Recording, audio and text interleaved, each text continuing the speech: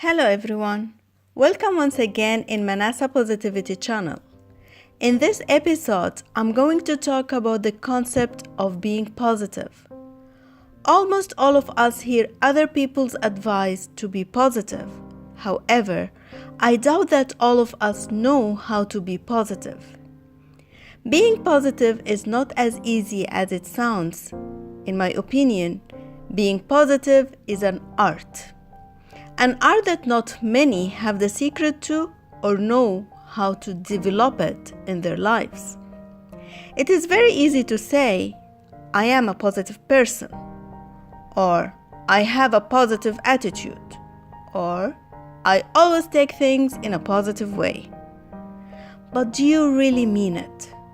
Are you saying these things and feeling happy and relieved, or saying it while feeling a sense of heaviness and stress? Do a quick self-check and recall a situation when you use these words. Be honest with yourself and recall how you really felt in that situation.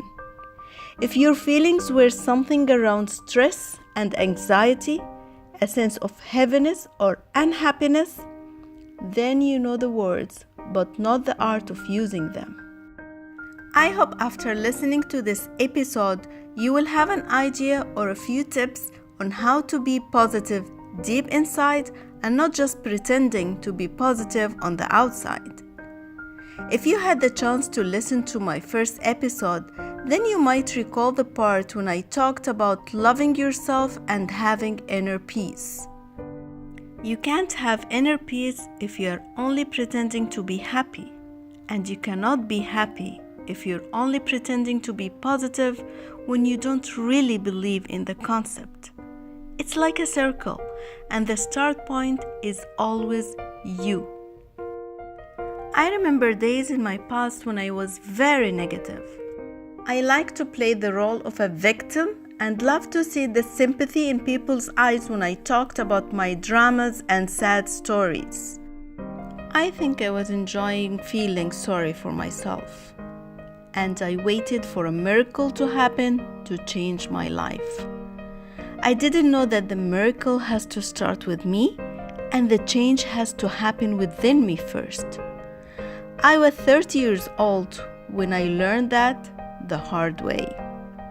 When I discovered about a relationship between my ex-husband and one of my best friends at that time, I felt that the entire world was collapsing around me.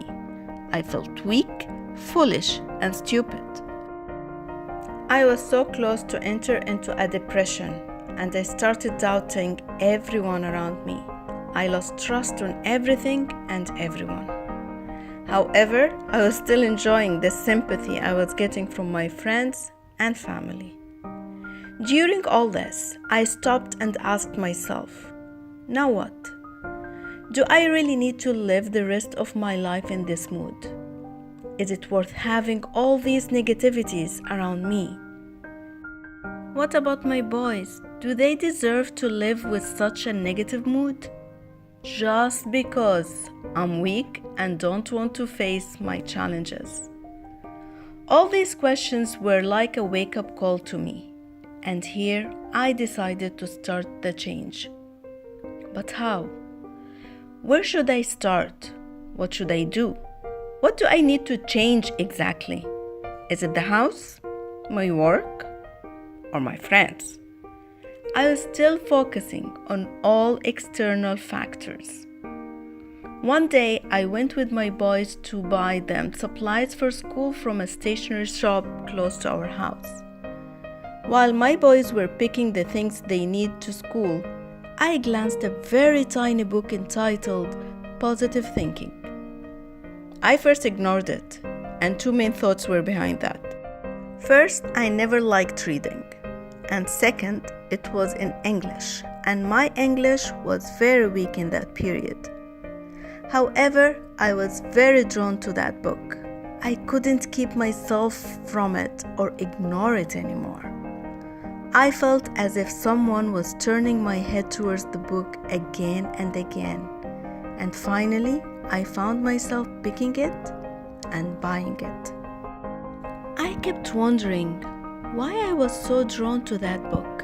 What made me so eager to pick it up and know what it says? Looking back, I now know that the universe was telling me something.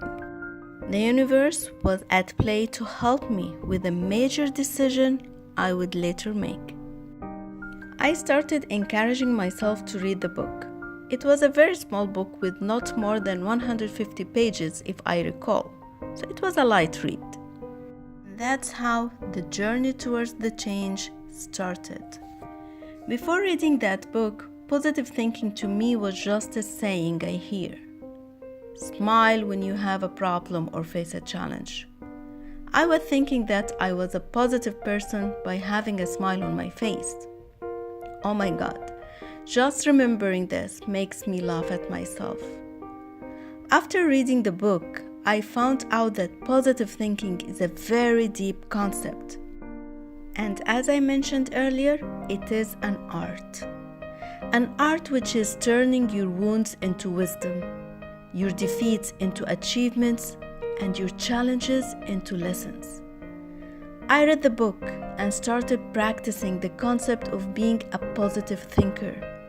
In the beginning, it was not easy, but I was persistent and I had a very strong desire to change the state I was in. That's what kept me going. I started by practicing the pause technique. When I faced a challenge or a problem, I would stop, pause, and think.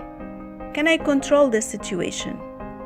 Where should I direct my effort and my time? How will I be rewarded when the situation is over? By doing this, I started realizing that my stress level was getting lower. I felt better and I felt more in control of my life. The tip is take yourself out of the problem and you will be able to see the solutions.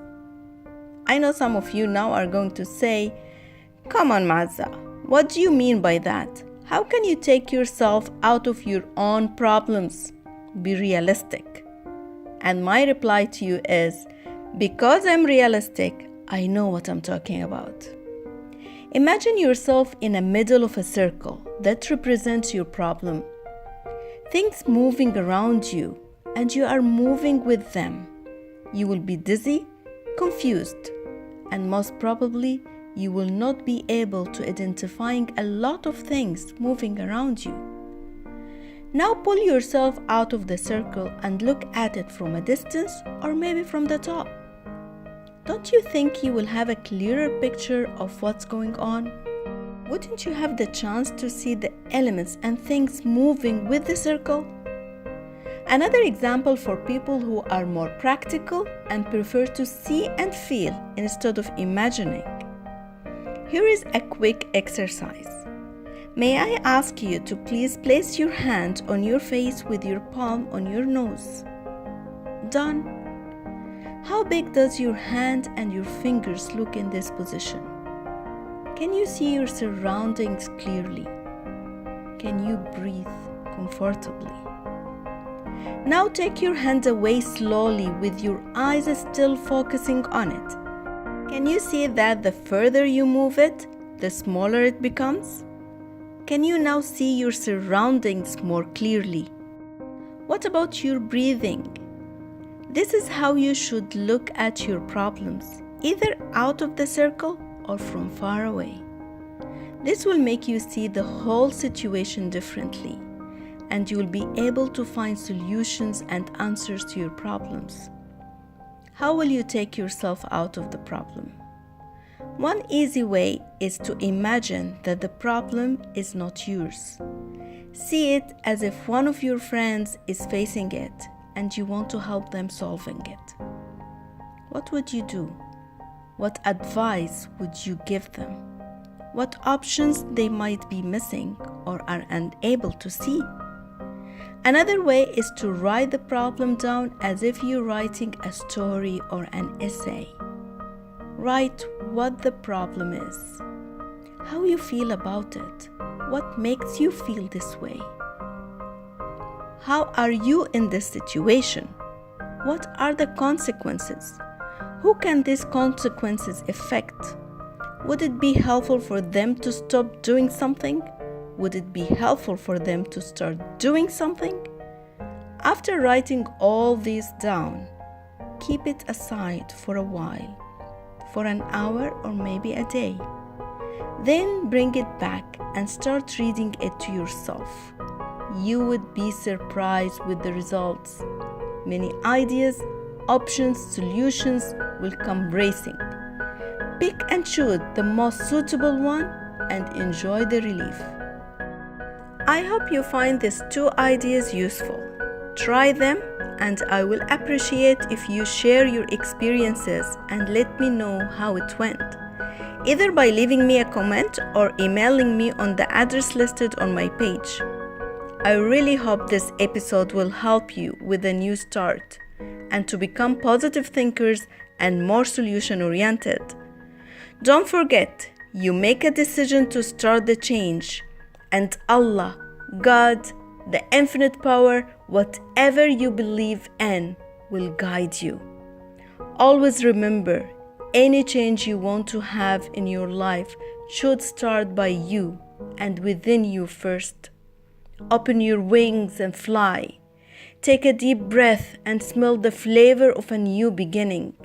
Smile and be happy deep inside your heart. Always remember, you are the artist of your life. Color it with joy, love, peace, gratitude, and happiness. Repeat after me. I'm the artist of my life. I am happy, and nothing can stop me. Looking forward to hearing from you. Enjoy your life, and once again, thank you for listening.